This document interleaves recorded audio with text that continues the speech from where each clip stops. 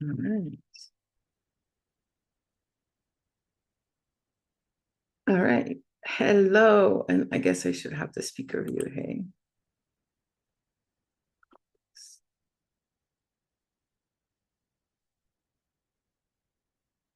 I don't know. I'm just going to leave it like that. Damn the recording because I want to see you guys as well as myself. Okay. I've dropped the manual for today in your guys' chat. So anybody can pick it up. It was a fan class to prepare for, but I just realized I have so much material that it's really hard to fit even like the beginning face reading into 1 hour. So I'm going to do my best. So I've also decided to change something about the plan of the sessions, the free sessions that we are having coming up. What we're going to do now is January 8th, instead of having a general Q&A, we're going to have another like a deeper face reading class where we're going to go deeper into what we're talking about today.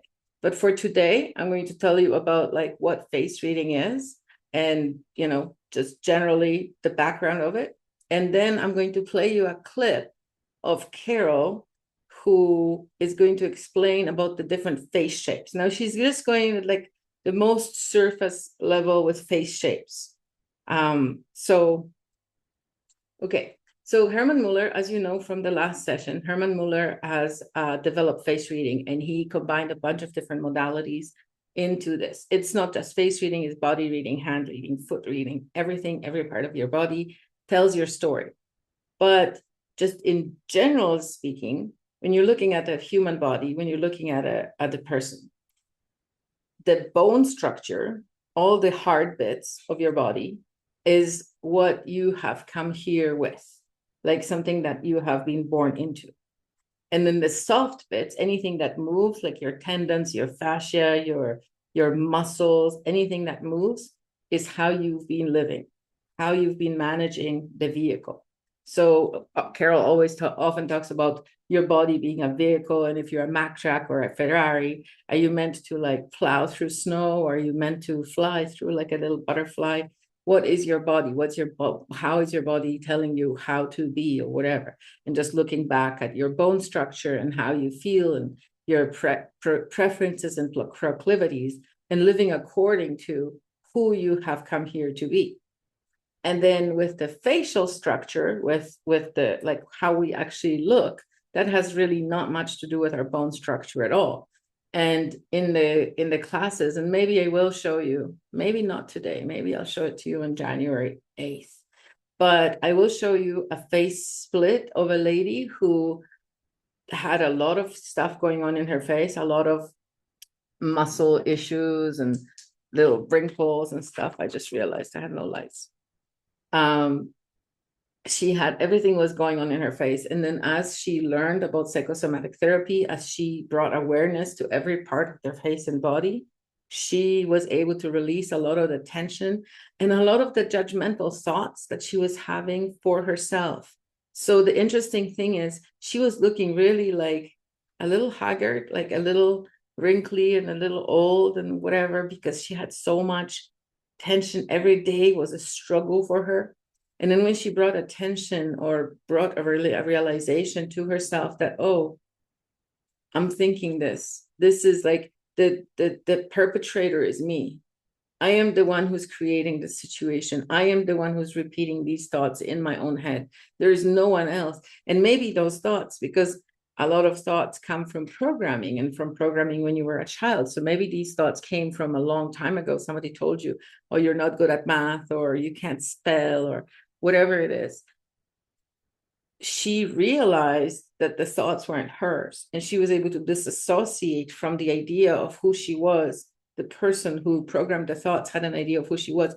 She disassociated from that idea and allowed her true energy to move through her body and to shine through her body. And a lot of the wrinkles magically disappeared. So it's not necessarily an age thing, that wrinkles. It's how we deal with life, how we approach life. So Herman Muller did this study, and at the same time, somewhere else in the world, there was a scientist, Paul Ekman. I might have mentioned him last week. Paul Ekman was a psychologist who did a huge study of work where he went to all of these different countries, and in every country he filmed and photographed people expressing different emotions. And he would classify these emotions like disgust, paranoia, happiness, love, whatever. He had all of these different emotions, and he would compare photos of a person from every different part of the world, indigenous people, people who've never seen a television, to people who live in high rises, and executives and everybody. So he compared all of these photos, and his conclusion was that the facial responses, the micro expressions, are universal. So it doesn't matter if you're, the queen or an indigenous man in the Amazon who's never seen a television, the way your face turns in disgust, it will be the same facial expression on a different face. So he did a huge body of work, and then there was a TV show after him. Somebody, I think Lauren, hi Lauren in replay. She was busy today, so she's going to be watching replay. She said that she's seen Lie to Me, and she really liked the analysis that went into it. But for face reading, we don't actually have to film somebody and slow it down. What's in the Lie to Me in the show, and also in Paul Ekman, I don't know, Paul Ekman might have done it in more like gross way, like big muscle reactions. Versus in the show Lie to Me, what they were doing is they were trying to see if somebody was lying. So they would film the person while they were asking him questions or her questions about what happened, like the crime or whatever. And their reactions, their tics and everything in between frames, because it would be like the person would ask a question, and then that person would have like a split second muscular reaction. And then after that, they would be like, no, I never saw anybody. But when they slowed down the camera, they were able to see exactly what muscle tension that was, what happened. And so, where was I? I lost my spot. Helena entered. Hi, Helena. Hello. All right. So these things all layer up. So we can see that even in a scientific study, the micro expressions and everything that do check out exactly the way that Herman did it. And then, so another layer on that when it comes to face reading is not just the micro expressions and the habitual thought patterns, because, okay, this is one thing I haven't told you guys yet. So when that micro expression appears on your face, like that neighbor's kid, what a bum. He's always outside playing his guitar and smoking weed. He's no good. And these lines become deeper and deeper and deeper, and they become more and more etched on your face.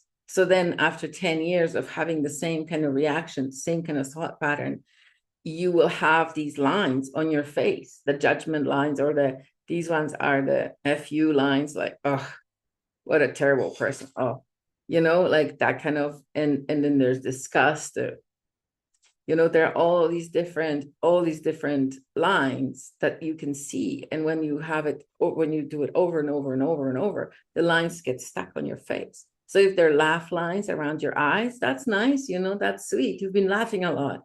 But what if, the lines are worry or grief? Sometimes grief gets stuck in the face. And I can tell that because I had it for a couple of years, and it's just going away now. During the pandemic, we lost a lot of people, and I had these deep lines here from just, that's grief right there.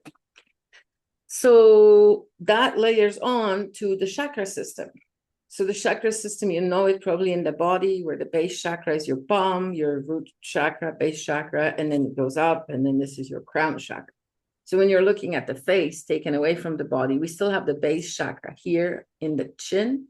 We have throat chakra in the throat, but the base chakra is here in the chin. Well, the throat chakra is also the actual mouth, but not the mouth cavity. That's sacral chakra. But the actual lips are throat chakra. The other thing is interesting, and I know this is not face reading, but your shoulders and your expression is throat chakra. So the information leaves your body, like when you're communicating with the outside, throat chakra, is not just through your throat, through your actual mouth making noises, but it's also through the doing, how you come in the world, how are you doing in the world. The other thing that we can notice about face reading is that if somebody is really like pushed by society, like they're protecting their heart and they're leaning forward because they have to go and be on time, and they never get to bed on time, and they're always pressured, then what happens is they start leaning forward, and their nose, their ego, is what first meets the world. But if you think of somebody who's super relaxed, like a guru from India or something, they would be completely aligned, or a shaman from Africa or somebody like that. They would be aligned, so their spine would stack on top of itself, and they would be aligned with their spine, with the natural curvature of the spine, but they would be standing straight up. And so then what would they meet the world with? Then they would meet the world with their heart, with their chest, and they would be coming into the world with their heart, as opposed to their ego, their nose. Those go people who are all about making more money, they come to the world with their ego. Backing up to the chakras. Okay, wait, I have to make sure I didn't skip anything. Micro expressions and habitual expressions. Oh, yes, I did want to say something before I talked about the chakras, because the chakras are super important in the face. And once you know, I'm going to tell you in a minute, once you know where every single chakra is, and there's actually, if you open your manual, I don't know if the manual is there after Halina showed up, because that's, I don't think. Halina, can you see the manual in the chat? Let me just have a look. No, okay, I can't. I'll forward it one more time. So there you have, the people who were here before her, because I think what happened is Zoom makes it so that it doesn't show up for the people who came after. So there's a diagram with the different chakras on the body and on the face, so like a nice little refresher, and shows you each part of the face. But there's some tricky parts of the face. One of the lines in the chakras of the face actually moves. It goes up and down. So it depends on the person and how they interact with the world. The cheek line, the line that's dividing your cheek from, this is supposedly heart chakra, and this is supposed to touch solar plexus right here. It may not actually be, because it depends. Some people's solar plexus goes all the way up to their eyes, and some people's heart goes all the way down to here. So they have these big heart chakra cheeks. And your cheeks are your boobs, incidentally. So, that's why this is the heart chakra, because the people who are very sort of nurturing and like to take care of other people, they have soft, fleshy cheeks, versus the people who are very career driven and achievement oriented, or maybe just like scientifically oriented. They like to study and analyze things in their head. They might have much more sharp cheeks right here. And then that would show that the solar plexus is governing the cheeks more than the heart. And of course, the eyes are part of the heart chakra. You knew that already, because the eyes are the windows to the soul. So of course, they're heart chakra. There's all this language that's hidden inside language that we don't actually consciously know, but it's all part of what you already know as a human being on this earth. The green language is part of our language, because every single thing I'm telling you, it's been in the language already for years. Stand up straight. There's all sorts of little things that we say in our language, but we might not understand why we're saying them. We might not understand what they mean, or what's the meaning. Like, why wouldn't I do a nose job? Why wouldn't someone do a nose job? The other day we were speaking, some of the ladies in autonomy, and Loretta was saying that she had an accident, and she had this beautiful bump on her nose, like a very Greek or whatever bump. And then after the accident, it disappeared because the surgeon couldn't recreate it because it was squished. And she still misses her characteristic nose, because if you have a strong nose, that shows that you have a strong ego. But That doesn't necessarily mean that you think you're better than everybody else, because the word ego has been also misused a lot in our society. When you have a strong nose, it means you know how you stand up in the world. And it really depends of all the other features that are around that strong nose, whether you're, somebody super nosy, or somebody who puts their nose up in other people's business, or maybe somebody who just has a lot going on and has a very strong ego and very solid opinions about what they have figured out. So there's different reasons why a good nose, a strong nose, might be really beneficial to somebody. And then what would happen if you took that nose off? Say you just go to the doctor and you cut your nose off, you do surgery, you have a little nose. Well, what's a little nose? A little nose, small ego, means anybody can walk over you. Anybody can step on you, unless you have other supporting features, the power inside your body to be able to stand up to that person.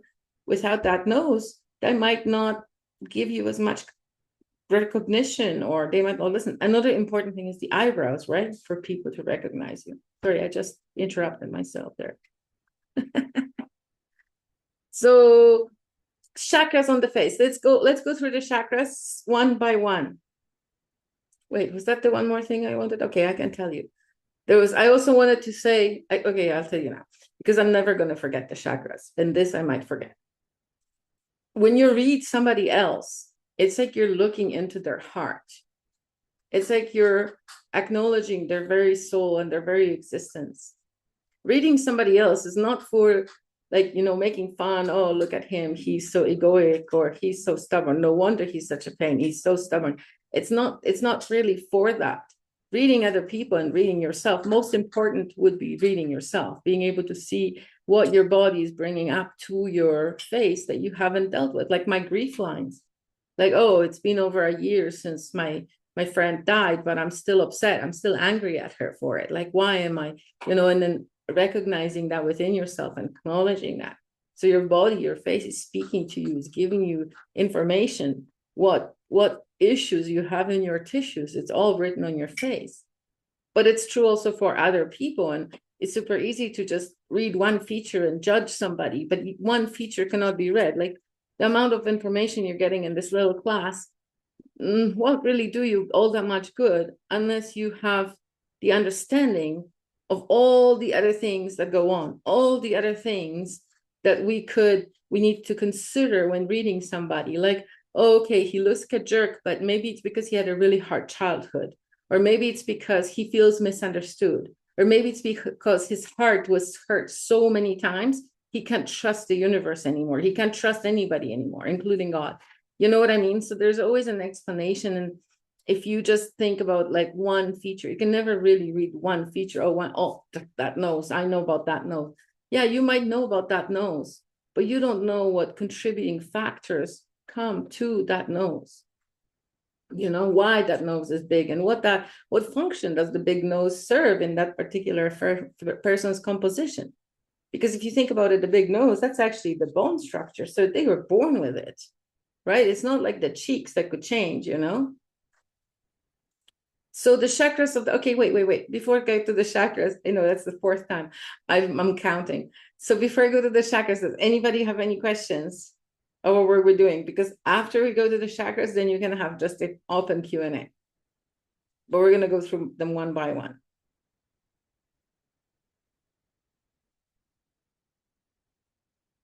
Okay. I assume that means no questions. All right. Okay, so every part of the face is also representative of another part of the body.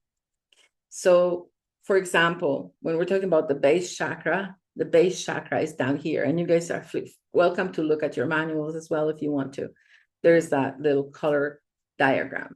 But this here is the base. So it's the base of your nose, of your face. I was going to do that little video from Carol, that we'll do that after. She'll talk about face shapes. So how your face stands up on, if you were to cut the person's face off and put it on the table, would it stand up or would it topple over? How does it stand up? Is it precariously perched, or is it solid that you could not possibly move it? And she'll talk more about that. But this is exactly where the base chakra comes in. And you know this here, the ascending ramus, the bone that goes up here in your jaw that holds your jaw together, that is the knees. So if you have tension in the knees, you would have tension in the jaw. It also talks about stubbornness.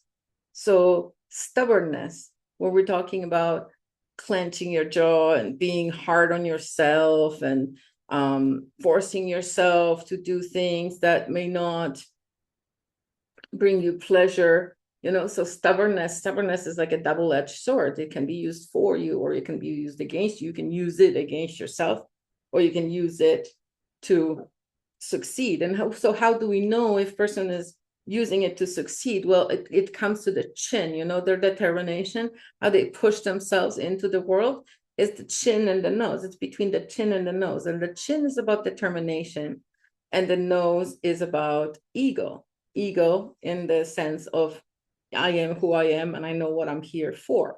Not necessarily ego as in I'm better than somebody, but I mean, those are two sides of the same coin.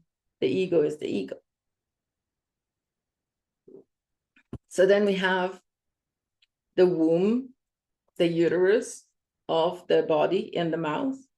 And inside we have a tongue, which is like a penis, which is like, you know, that's what it represents. So how the information, how birth, like if you think about the uterus gives birth to a baby, but your mouth gives birth to your thoughts. Your thoughts are the first precursor to words, which is the precursor to actions. So first thoughts, then words, then actions. So as you're birthing your ideas through your mouth, because humans are not just here to procreate and make babies. Humans are here to actually influence other people. And how do we know that? There's biological explanation for it. Women have menopause. Menopause means that at some point in our lives, we stop being able to have babies, but we don't die right after like spiders. We actually survive and we live a lot longer. So what's the point of that? Biologically speaking, what is the point of continuing to live after menopause? The point is to teach the next generation what came before you, to maintain knowledge, to connect with the different generations, and to share ideas, to be able to remember what happened before, so that the grandmother can teach the grandchildren what happened, and how to do things the traditional ways and all of that stuff. So how did I get onto the grandmother? The uterus and birthing ideas. After you've birthed babies, or maybe at the same time as you've birthed babies, the universe invites you to birth ideas, to share your very important message.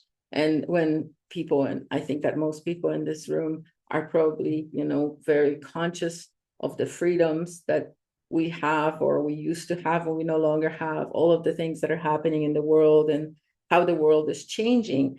And so it is up to us. It's not up to some magical person who's going to start something and fix something out there somewhere in the world. It's up to you. And the war that we're fighting right now is an inner world war. It's not an outer war. Like we're used to thinking about a war as being somewhere, we go somewhere and we do something and we talk to somebody and then we shoot them. But that's not the war that's happening right now. Right now, the war that's happening is a war on our consciousness. So what we need to do is we need to defend our consciousness, and we need to protect our consciousness, and we need to communicate with our body and to understand. And in all of these series, last time we talked a lot about the inner child. So if you guys haven't watched the replay, it was a really good lecture. If people who haven't attended. And then this week we're talking about, you know, really seeing people for who they are, because everybody is your brother and your sister. And the nomenclature, the languaging that we've been changing for the last 300 or 400 years, or maybe even 1,000 years, is to move away from the nomenclature of brother and sister. Only certain countries, you know, maybe Mexico, India, still maintain that kind of thing where they speak to each other like that, just on the street. Because in other countries, your brother is your brother and your neighbor's not your brother, he's your neighbor. Get it straight, you know? But what if what if your brother is everybody? What if you're my brothers and sisters, every single one of you? And what if I need to care for you all, just like I need to care for my own brothers and sisters, and create a world that really believes that that's right, the right thing to do, that doesn't walk past the person who's hungry on the street or an animal who's hungry on the street, you know?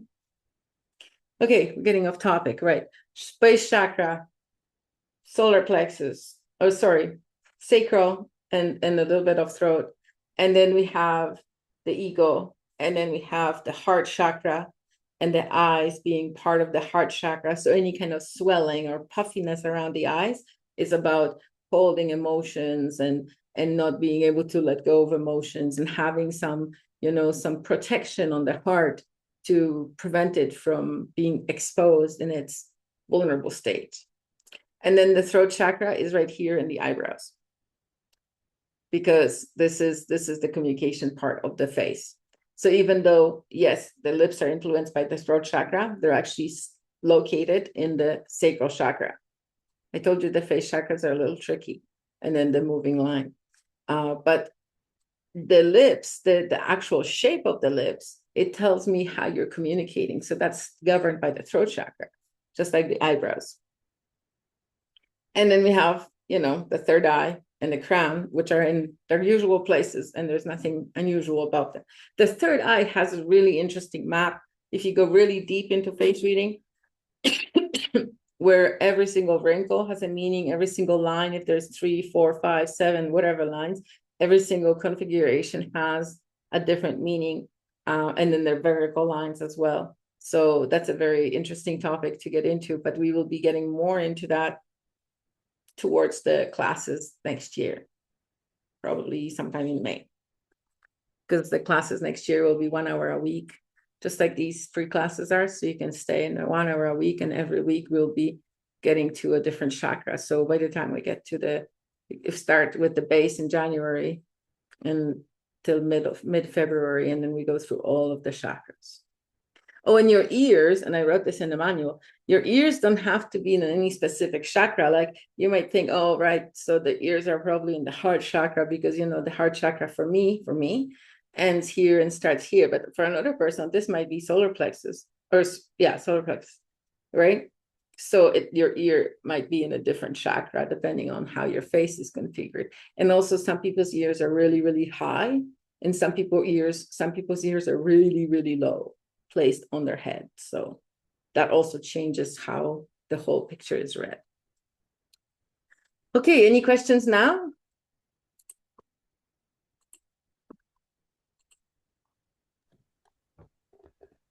I'll throw a comment out. Okay, yeah, go ahead. When you were talking about the idea that we didn't come to the planet just to have babies, I thought that was excellent. Excellent example of Alfred Korzybski's theory on human nature, which is suggesting that humans are different than animals and plants. How they're different is plants are energy binders, animals are space binders, and humans are time binders.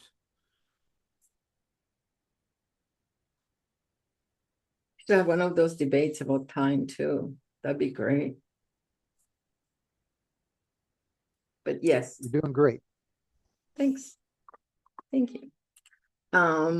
I have set up Carol's video. So she's going to talk about face shapes. No, not Carol. I told you guys last week, Carol is my mentor. She's the one who taught me everything. And in this video, I actually filmed this video myself in her studio in Calgary. So I'm going to I'm going to make her big screen, and I'm going to share, and I'm going to let her talk for maybe 10 minutes, and then we can go back and do more questions. So move that out of the way and share sound and optimize for video. Look, as if I know what I'm doing. Okay, so this is a pretty old video, you guys. This is when I worked in Calgary in like 2012 or whatever. Learned is that I'm very strong. and to learn sensitivity through my strength. Wait, let me back her up a little bit. Also, see someone that's an inverted triangle, not much structure, and is the blueprint of your soul. So you've come in with a structure. If you want to compare it to a car or a vehicle, we're going to see if you're either a Mack truck or if you're a Ferrari. So Mack truck, I'm definitely a 4x4 Mack truck. I've got a nice big solid jawbone.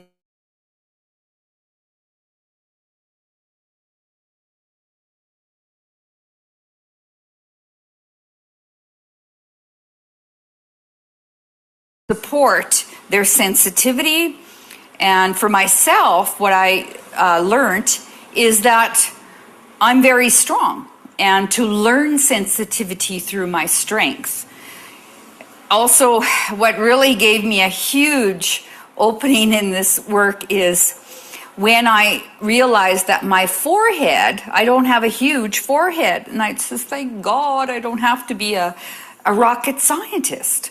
I'm here to work in the emotional side of life, and I can tell by the zones, and I will touch on the zones.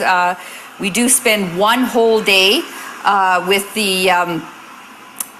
teaching a face reading class so that you can step by step, we take you through how to read a face, step by step.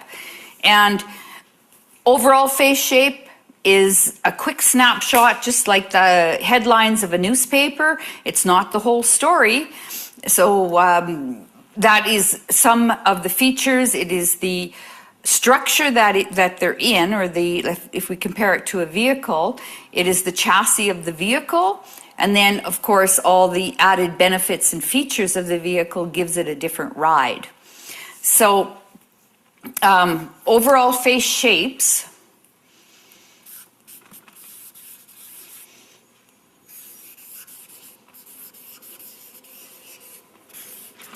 We'll give you that quick snapshot.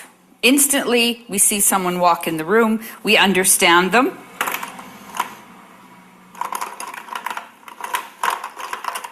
So the first face shape that we're going to look at, and usually you can tell, the body will correspond what's happening in the face.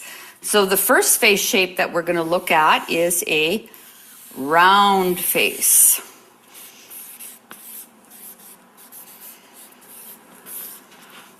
Now a round face, and I'm just going to put all the different features on it. So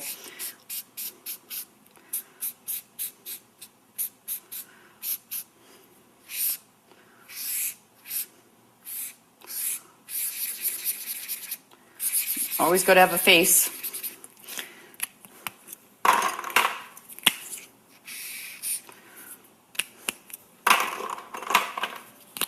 And actually, when I draw a face, I'm actually drawing their characteristics right off the bat.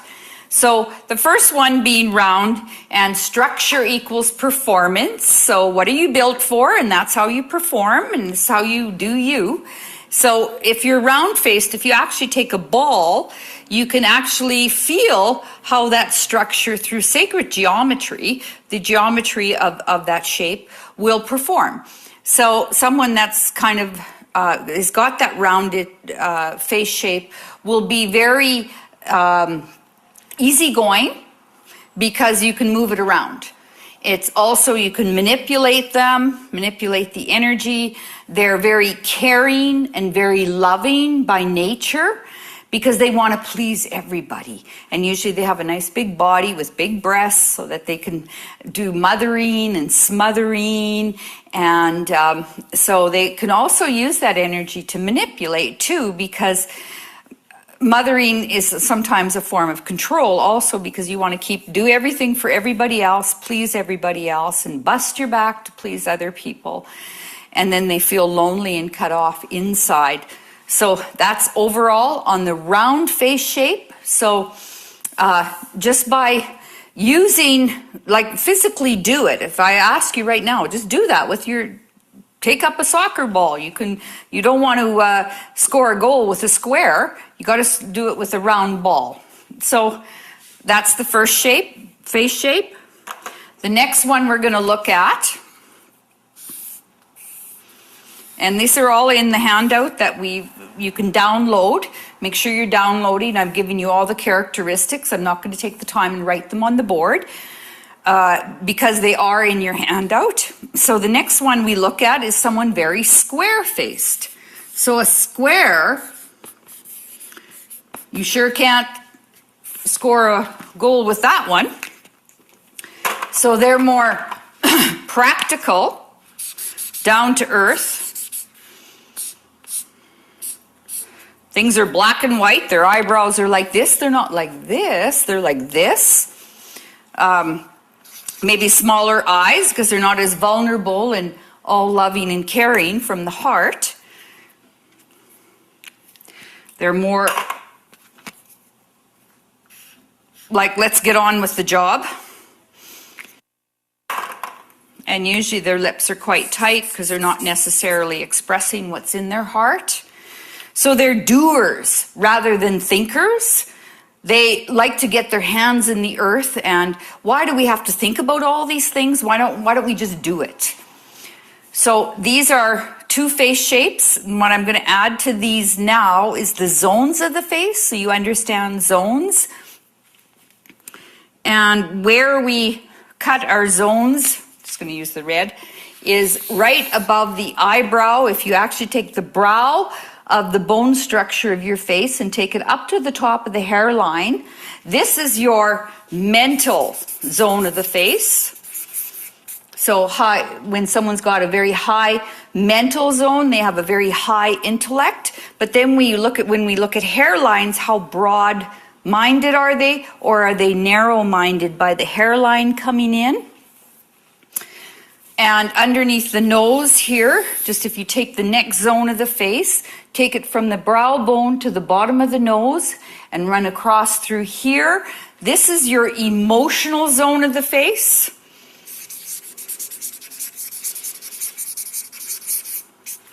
So emotional, what's in the heart, or the eyes are the window to the soul. And the nose knows, it's your identity, your personality, likes to knows it all. And so how is your soul and your personality, how are they working together from a spiritual aspect and the physical aspect of fear? And then the bottom part of the nose to the bottom of the chin, this area in through here is your physical zone. So we can tell a lot about people just by their zones of the face. If you see someone, and I will do it when I get more into the triangular side of the face, I can explain this a little bit more. I'm just going to write our zones there. This one's fairly all level. When they think this way. When they do, it's got to be done this way, not this way or that way. It's this way and this way. So this is mental, emotional, and physical. So where is most of the energy being spent? These are fairly balanced. When we get into some of the other face shapes, you'll see where someone might need more support in a certain area. Now, there's no one person directly like this. This is overall face shapes. People might be a combination of these things. And after I go through the 6 face shapes, I will draw a couple of combinations so you can understand that someone might be fairly squarish on the top and round at the bottom. So mentally they think this way, physically their sensitivity, they might be a little bit more easygoing in how they express themselves into the outer world. So these are in your handout, so I'm just going to get rid of these shapes, and we're going to go through the next 2.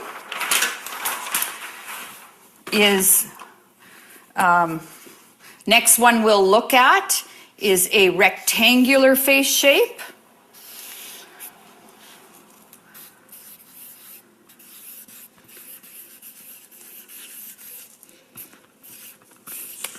Now a rectangular face shape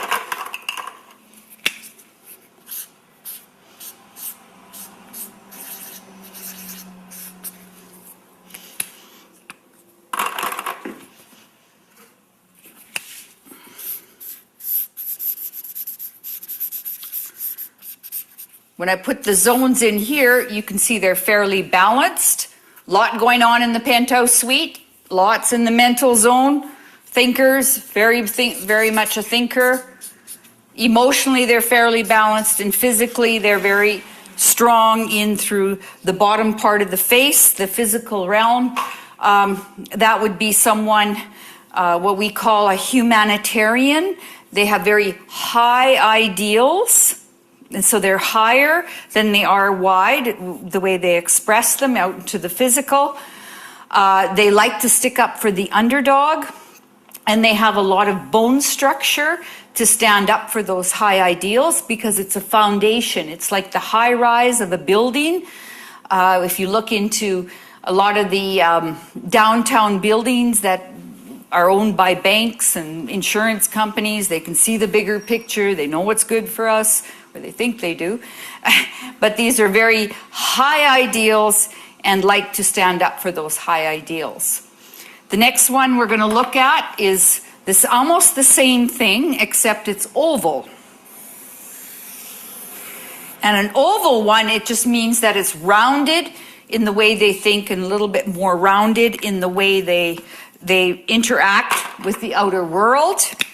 This is what we call a feminine face. Usually big eyes, big heart, very caring.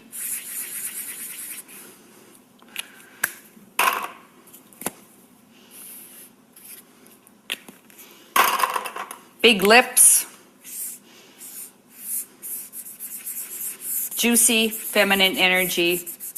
So this one has very much somewhat the same characteristics as this one.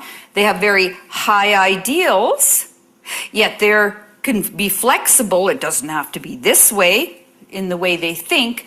But I can change my mind. I can go with the flow. So they have high ideals, but they also, they're very caring about other people's points of view. Where this one, my way or the highway. This one, oh yeah, but we can change our mind in there. And physically, here again, the way she interacts with the outer world, she'll be very flexible in the way she interacts with the outer world. So that's why we call it the feminine face. So that's oval. And you can tell by the eyes that they're very caring and very juicy in the lips, very nurturing. They love to nurture people, but they're also fairly steadfast within themselves. So we've gone through a round face, a square face, the rectangular face, and the oval face. So we got 2 more to do.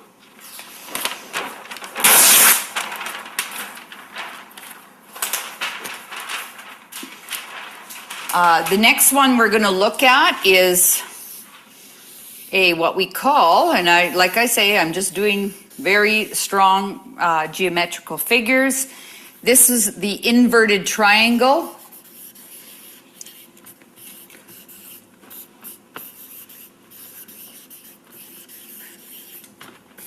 And this is where you're really going to start to see overall face shapes.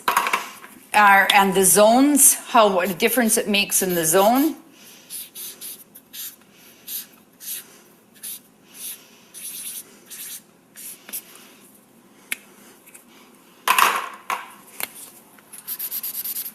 So this one, a lot of energy in the mental zone, so very top heavy. Usually a rocket scientist. They barely know they've got a physical body because there's so very little structure. They're super sensitive. So if you were actually to put them on a tightrope, because life is about balance, it's about, they would get upset quite easily, and they need lots of grounding. So very much important to stay in their body, to understand how their sensitivity is affecting them. But most of these type of people like to live in the penthouse suite, and there's so much going on, and barely go into the physical, emotional stuff. I don't want to deal with my emotions, and people don't understand me anyways, so they might topple over quite easily. So that's mental, emotional, and physical. The physical zone here is very structured, where the other faces you saw, they had a lot of bone structure in the bottom part of the face. So they were that type of person would be a lot more grounded. This one needs to be grounded, needs to stay very grounded and quit thinking. The sixth part of the face is something direct opposite, because it's all 6 shapes of sacred geometry. And this one we call the triangular face. And a triangle face, they probably wouldn't be watching this video because the triangular type of face would be very close-minded.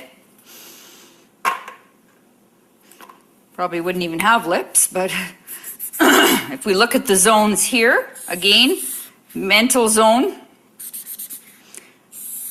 emotional zone, and physical zone. So a lot in the physical zone, we almost call this person can be quite volcanic because they're holding so much energy in their body.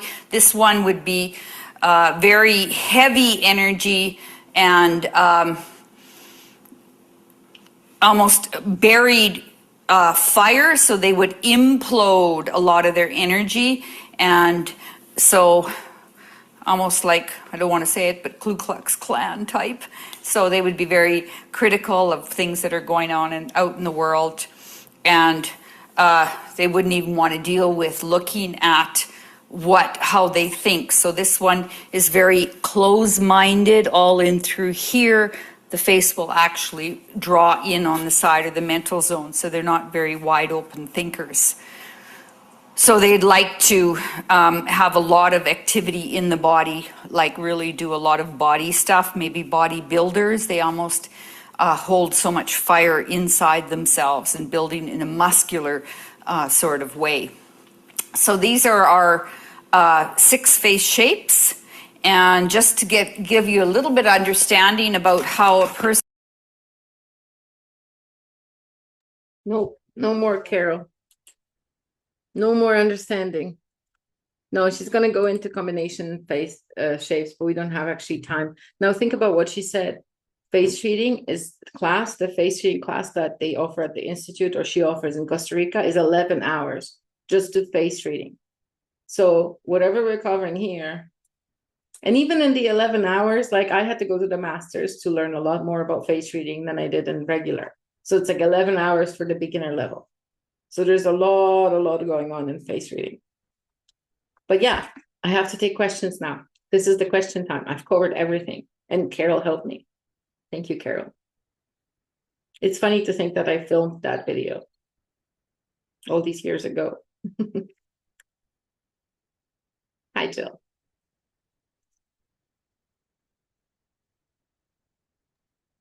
I have a question. Sure. Hi. Hey, great class. This question might be kind of out of the curriculum, but it just made me think about the ears. And there's a guy that came up with a theory. He was kind of controversial, but separate the message, the messenger kind of thing. But body shapes, ectomorphs, endomorphs, and mesomorphs. People that are like very earthy, people that are very kind of the middle between earthy and cerebral, and then people are very cerebral. Looking at is that a way you can tell which chakras the ears are related to by kind of looking at all those factors? You can just look at the ears. You don't have to look at their belly or anything. We do cover, they do cover it, I think in the masters. Maybe they touch on these. No, I'm not sure if they touch on it in the basic psychosomatic therapy practitioner training. But yeah, those are some of the things that we do cover in psychosomatic therapy. But just to look at the ears, basically the first thing is, how big are the ears? Are they huge or are they small? Right? And then draw conclusions from that. What does that mean about how that person is receiving information? And, then there is like, are they sticking out? Or are they flat against the body? Then there is the actual width of the ear, the shape of the ear. If you really go deep into ear reading, there's a technique called Chinese ear reading, which we touch on in psychosomatic therapy, like at the master's level. And it talks about each, like if you're born, like this is your birth, and then each part of the ear as you grow is like part you went through. So sometimes if somebody has like a big event at a certain age, like a huge emotional event, there will be like a bump or something on a certain part of the ear. And then so like if you like all of the information about the zones, the right versus left, all of that is included in your basic manual for today. So I included a whole lot of information in there. If you study the diagrams that I included for you, you'll have a lot of information about, and then using that information, applying that to face reading. Okay. Thank you. You're welcome.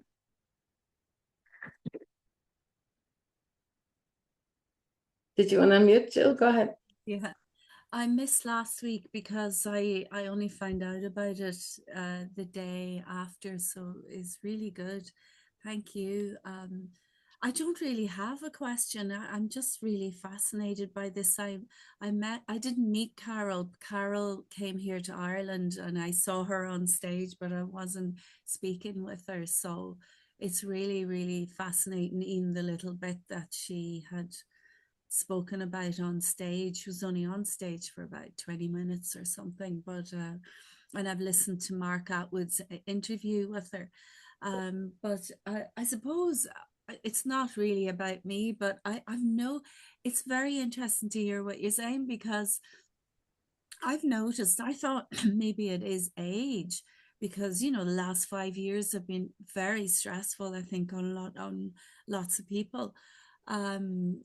But I've just noticed my face has changed so much for the worse in the last 2 or 3 years. So it's interesting what you said about stress earlier, and I've been very stressed in my work as well. So it might be nice to know that I can undo that stress, get my face back again. Anyway, it's not really a question. It was. Thanks, Howard. No, but I do want to, sorry, I was just responding to the message in the chat. Howard is taking off, so we're saying bye to Howard. Okay, we'll be back next week. So I wanted to mention something about your face changing, because I've also been like, because my face is like sort of migrating south a little bit here. And I was researching that a little bit. And then what I've discovered is that when your estrogen starts declining, when you get a little bit older and your estrogen start declining, on the emotional level, you stop caring about what people want. So like as a 30-year-old, you'd be like, oh, honey, can I make you cookies? I'm going to wash the floor. I'm going to da, da, da, da, da, da. And then by like 50, you're like, you know where the broom is, and you apply that to face reading, right? When we're younger, we have more of a like defined chin, you know what she was talking about, the triangle chin, where it's like, oh, okay, oh, you don't want that, oh, okay, oh, I'll go with the flow, oh, I'll do whatever you want. And so when we're getting older and our face travels south a little bit, it actually strengthens that base, makes us more stubborn, more like set in our ways, but at the same time more resistant to people taking advantage of us. Right? So you have to think about it. Yeah, okay, maybe my face is changing, but is it all bad? Do I really want to go back to the lady who was like at the beck and call of everybody and their dog? That's my question for you today. Yeah. And that's quite true what you said, so are saying, yeah, but it is a bit frightening when I go, oh my God, I look so grumpy, except when I smile. But But the grumpy thing, that can be massaged out. Like, so did you listen to the replay from last class? I didn't. I don't know where to get it. That's what actually it was. How did you get in this room? Oh, you clicked the link on Facebook. I clicked a link from TruthStream from Scott and Scott and Joe. It was on their podcast. That's where I saw. Maybe I should I give you my email address? No, so I set it up really super easy. So if you go to ownyourbodylanguage.com, Okay. ownyourbodylanguage.com. I can type it in the thing, but I don't, maybe you can click. Well, let me see if I Yeah. can Oh, copy no, it's okay. Own your body. body language.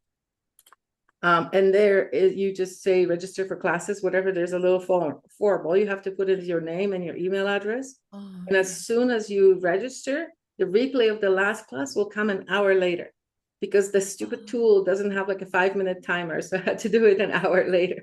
okay. No, that's But great. But Because so then you'll get confirmation, you'll get the replay. Now make sure you check your promotional folder because some people are like, I didn't get it, and then it was in their promotional folder. I don't know why.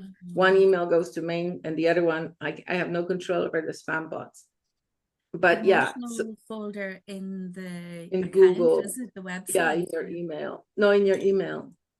Like because it may not come directly to your inbox. Oh, do you mean the spam folder? Some like it hasn't gone to the spam as far as I know, but you know Yeah. how Gmail has like main folder, promotional folder, and social folder. Yeah.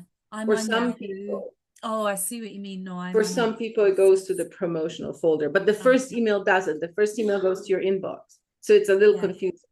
But yeah, so Yeah. you'll get the replay, and then today, probably tomorrow. Last time I said today, but that was a Yeah. total lie.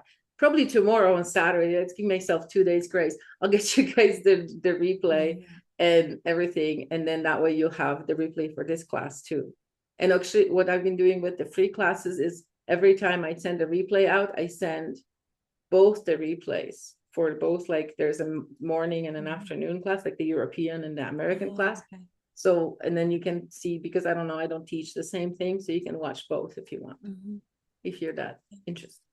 When Carol went to Ireland, was that the time when Herman went with her, or was that her by Yeah, herself? it was just in September. Yeah, it Oh, was okay. a No, really, Herman. really, really great event. Yeah, Herman was there, and Carol. There was a good few people. Nice. Scott and Joe, and well, I only met all of them at that stage. Yeah, and there was another lady as well. I just can't remember her name off the top of my head at the moment. But there was another lady who didn't Cool. look unlike Carol. She's sort of Yeah, I worked with Carol at the Lightworkers Institute for 6 or 7 years. is that in From Costa 20. Rica? Yeah. No, we both lived in Calgary back then. And I worked with her between 2010 and 2017. And I mean, we're still good friends and we still talk a lot and stuff. But she moved to Costa Rica and then I moved to Mexico. So Oh, okay. I'm in Mexico now. Yeah, you're in a warm country anyway. That's for sure. Right. Not that the case here. So, You're welcome to visit.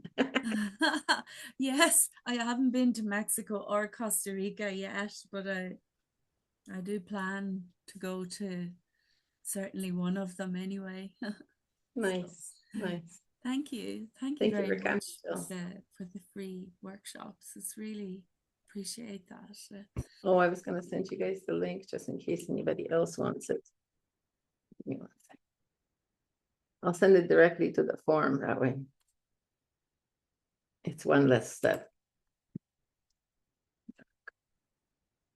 Does anybody else have questions, comments, suggestions? So if anybody's not on the mailing list for the replays or whatever, just click on that link that I put in the chat right now, and you can sign up in the form and make sure you're on the list. And I was fully expecting there to be less people today because it's American Thanksgiving, but there's still 8 people. This is cool. Hi, Eve. Thank you, Eve.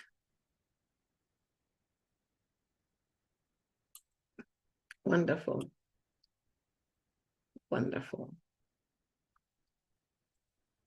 Well, it's 1 o'clock, or in my neck of the woods it is. So if you guys have any questions or if you have any suggestions, this would be the time to go.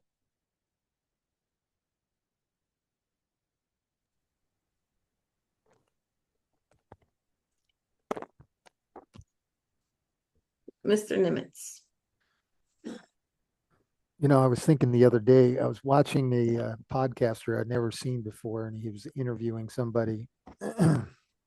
And, it seems like there's like the vast majority of the supposedly popular uh, podcasters are the triangular face type. Have you ever noticed that? Which kind of triangle? It's like well, and I don't know that it's like completely obvious, but they're all like bodybuilders. They're all Oh, like like the wide at the bottom, narrow on the top? yeah. Okay. Yeah, well, that would kind of make sense because they're just regurgitating information. They're not actually coming up with new ideas, Yeah. right? And the whole focus, like, if in order to be a newscaster, you have to focus on the physical, like how you dress, how you look, what hair, whatever. That's all important, right? Whereas where we come from, you and I, Mike, we don't really care about that. It's more about what's inside your brain. Yeah. So I wonder if like a lot of the news and stuff like that, they pick people that have different facial types that are more appealing, but they're essentially physical. They're like the people behind the scenes are the ones that are the triangles that are always kind of focusing on the physical aspects, like you said, the dress, the makeup, the physical appearance. Because there's a rectangle or a square above them telling them what to do.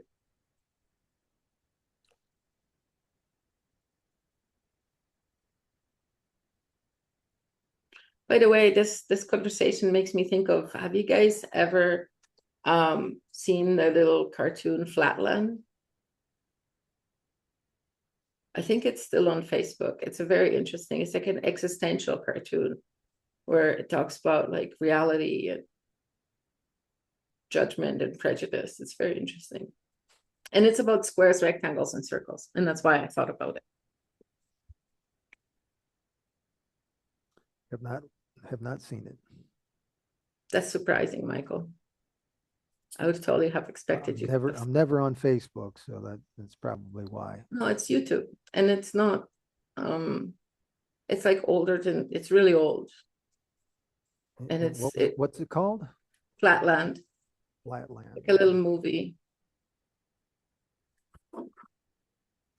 I'll check it out. I guess since it's 1:05, I can look it up for you guys. It's really good for those who tend to philosophy.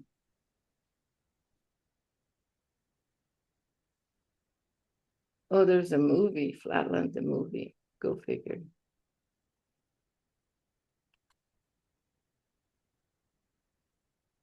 I believe this is the one that I seen. Sending links for. There you are. Helena, how did you like this presentation? I really enjoyed it. I listened to last week's one on YouTube, and I attended one of your workshops a couple of years ago in Acapulco. Yeah. Cool. Yeah. Uh-huh. Okay. Can't really see your face, but like I should have. It's nighttime here, and I've got the main light off. Uh-huh. Okay, cool. I'm glad you came. I'm glad you stopped by.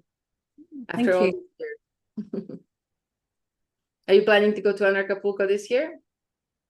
Possibly. I'm kind of umming and ahhing about it. Yeah. Oh, see, now I have to tell you about something else. So Acapulco is in Puerto Vallarta this year, not in Acapulco, or it's at Narco Vallarta. But I'm also organizing conference that's like a mini in Acapulco, but in a super magical place. Tepoztlan. Have you ever been to Tepoztlan, Helena? No. So here, I'll check this out. I just sent the link. Thank Yeah, you. it's going to be very sort of like small, but like a lot of really interesting people presenting and a lot of like very intimate kind of setting. So it's going to be a lot of fun. And the location is super magical. We have a hike to the pyramid plant, as well as a difficult hike to the birthplace of the snake god Quetzalcoatl. It's going to be a lot of fun. I'll check it out. Thank you. Yeah, you're welcome. If you're going to be in Mexico at that time anyway, Mm-hmm. It's not like at the same time as any other conference that's happening in Mexico, the Greater Reset, Anarchapulco, Monerotopia, and ours, none of them overlap. They're like one after the other. Okay. Uh-huh. All right. Last call for questions. I was planning to hang out with you guys till like quarter after. So I think we have like 6 more minutes. So if anybody, there's Jill back. She dropped off because of snow, I'm sure. Do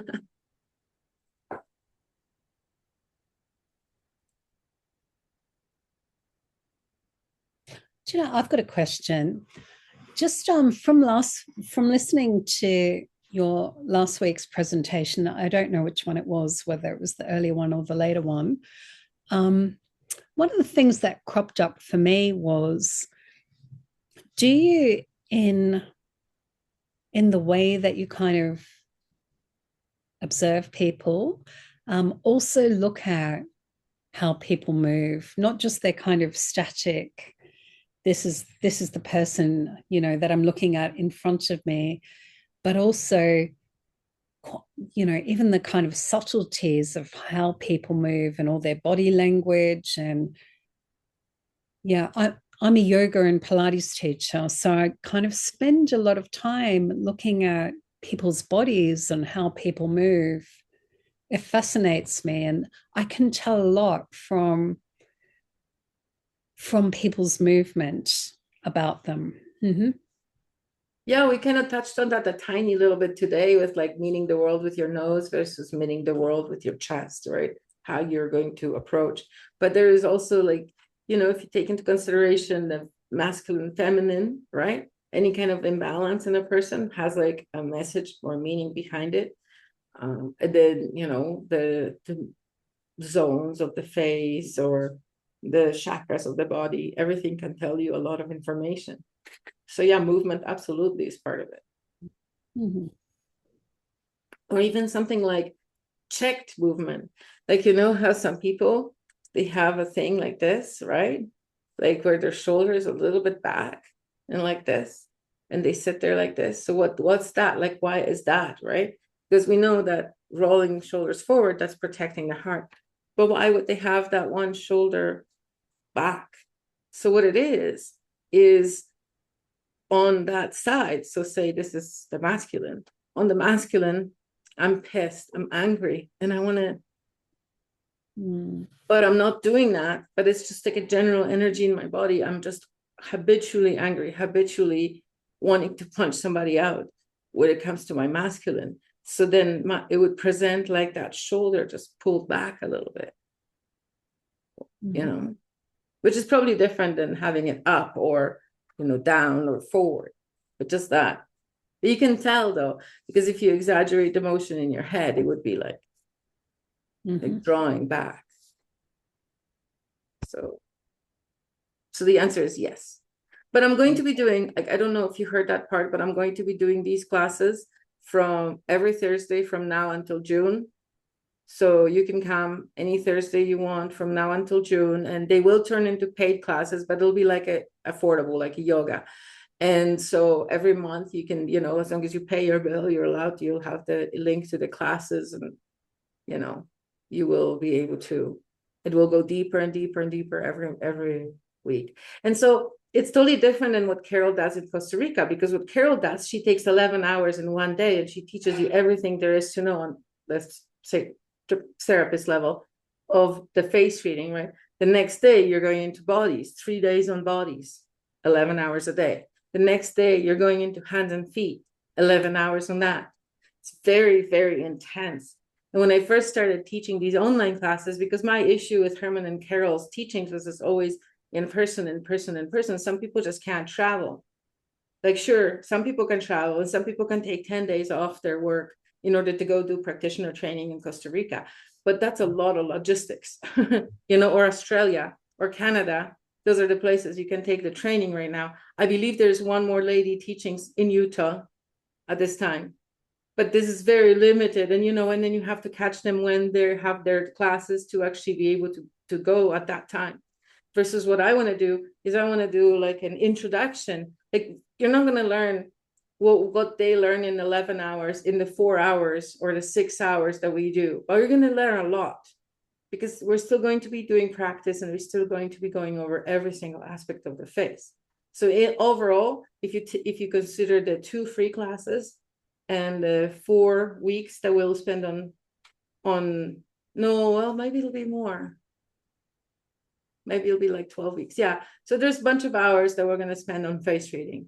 It may not be as deep as Carol's classes, but it will be more than halfway there and conveniently located in your own house. So it's like, if you take my classes and you're still like really like fascinated with it, then go do psychosomatic therapist training, get your certificate, and then you can teach, then you can share this stuff with others.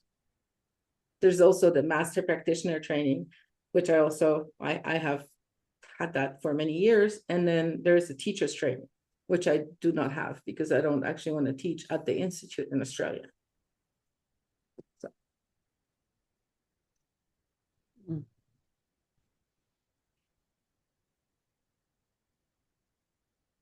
So it's not Carol's original teaching herself, is it? I mean, I'm learning about it now. It was something that was before her, was it?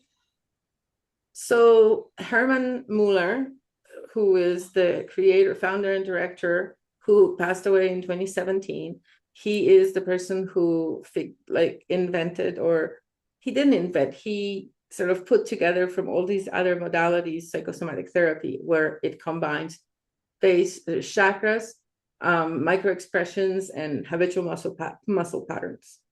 So all of that. And Herman's work goes a lot deeper than that. It goes super esoteric to like 17 chakras and all of that stuff. If you want to go deep into it, there are books that he wrote about it. But at the basic level, the face reading and body language, there are people who teach Herman's. So Carol teaches Herman's work. Carol didn't write the book, Herman wrote the book, but Carol teaches his work. She was his student and promoter for 20 years. Or maybe more than that, because I think it was 20 years when I first met her. So maybe it was like closer to 26 years. And then I joined them in 2010, and I worked at the office with Carol and Herman for 7 years. And Herman wasn't always in Canada because I was at the Canadian office in Calgary. Herman was in Australia. He would come for like 4 or 5 months a year, every year, to teach with us, to run the teacher's training and all that. And they also taught other classes, like the Rainbow Bridge and things like that. But it is the same teachings. We're just all teaching it a little bit differently. Like in my classes, I do a lot more inner child work, a lot more acknowledgement. Like it's a little different because I also combine the things that I've learned from other places and I've read about and bring it into my face reading training. Versus Carol teaches exactly the whatever the institute does, exactly but only in the practitioner training. Unless you take her 3-day class, which I designed it with her back in 2012. So the 3-day class is like sort of like what these classes are. The free introductory classes, and maybe a little bit into what I teach. But it doesn't cover a lot. Like we do actually in these six free classes, we will cover quite a bit and in detail. And some of the diagrams that I use are from Carol, and some of them are from Herman as well, absolutely with permission. Like, there's even videos of Carol on Facebook saying, I created her body language class, the 3-day class, body awakening method. That's what it's called. Can I ask you, how do you pronounce your name? Agnieszka. Agnieszka. What shape face have I? Because I never can tell what shape Or do you mind me asking? No, What? you can ask for Oh, sure. Can you lift your hairline so I can see like what it's like when your sorry, hair? I'm in my office here, which is not the That's all right. best room. So does anybody want to guess or talk about it? I can tell you. So I would say that your face, like it has a squarish tendency, but I would say it's oval at the bottom. It's a very combination face because at the top it's quite square. So it's very sort of high ideals. So a rectangle, sorry. So I would consider it a rectangle. So high ideals and knowing what's right and what's wrong, very sort of black and white kind of thinking, but not in a way that stops you from learning or whatever, because the bottom of your face is a little bit rounded, like an oval, but it's also got a bit of a thing. So I would say, so in my opinion, what your bottom of your face is more of like a chameleon trait, whereas you're flexible sometimes and very like, up top in the brain, you're very sort of right and right and right and right. But then when it comes to the bottom of your face, you can be flexible and soft, like the feminine, like the oval. But sometimes, or maybe this is a habit from the past, where your chin has a triangle tendency, and that's like a pushover. So even though you're so strong up in the head, you can be a pushover when it comes to like real life interactions. But it seems to be either changing or you're like a chameleon that can turn it on and off. Like sometimes you're a pushover and sometimes they meet a brick wall kind of thing. Does that Yeah, gosh, it's so, and I'm really, really fascinated by this. It's so, I've never come across face reading before. Before I listened to some of Carol's the interview and yourself now as well. It's really, really, I think it is very deep. It appears to me to be very quite deep. It may appear as superficial initially, but I mean, your face just, it changes. You can tell so much. The lips can get tight. The eye, it's just fascinating. Yeah, that sums me up totally. I can go, whoa, whoa, whoa. And then it's like, I'm a complete pushover. You're right. I have a student at the moment, and I'm like, who stays in the house like for while he's in college, and it's like, oh, he's 19, and it's like, yeah, no, you have to do this, and then it's like, oh, okay, I'll drive you down to the bus. Like, so it sums me up completely. Thank you. Well, I'm going to, in the next face reading class on January 8th, the additional one that I developed, because honestly, I had so much material anyway, just for the introduction. Because in January, we're going to go into the chakras. So then we're going to be focusing on that specific chakra. So I want to fit all of the introductory sessions in these 6 sessions. So in January, what I'm going to do is I'm going to show you guys some of the before and after pictures. When I worked with Carol in Calgary, we would take photos of all the students who entered the class. And then we would take a photo again when they left, like, when they graduated, whatever, psychosomatic therapist training, and the changes. And then I have some photos that I found like 20 years later. So the changes continue compounding in the face. So the awareness, once you learn psychosomatic therapy or face reading or whatever, the awareness, like, oh, I'm like this because of this, or this is my tendency or whatever, it keeps going and going and going. You don't have to be continuing to learn, to study, to read about it. It just keeps going in your head. And for those people who've really engaged with that awareness, the changes in their face are incredible. Actually, one of the people that are like that is included in your manual. It's the beautiful woman with the blue eyes, Lisa. So in January, I will show you Lisa's before picture. Before, Lisa is my age, she's 53, and this was her most recent picture. So how much she was able to release all of the tension from her face in order to have that beautiful, and her eyes shining. Next week, I believe we're talking about the pillar of light. And this is about how to turn on the light from within and how to keep it lit, So that's a really important one, because you can't be a pushover if your light is fully shining. You know, it would be the righteous power of a woman. All right, I think that will conclude, so we don't bore the people listening to the replay too much. We'll conclude this class for today, and thank everybody for attending and for listening to the replay. I very much appreciate it. Next week, again, Pillar of Light. So we'll be taking out one concept at a time all the way till January, till the paid classes start on January 15th. So I hope to see you guys next week. Thank you. Thank you.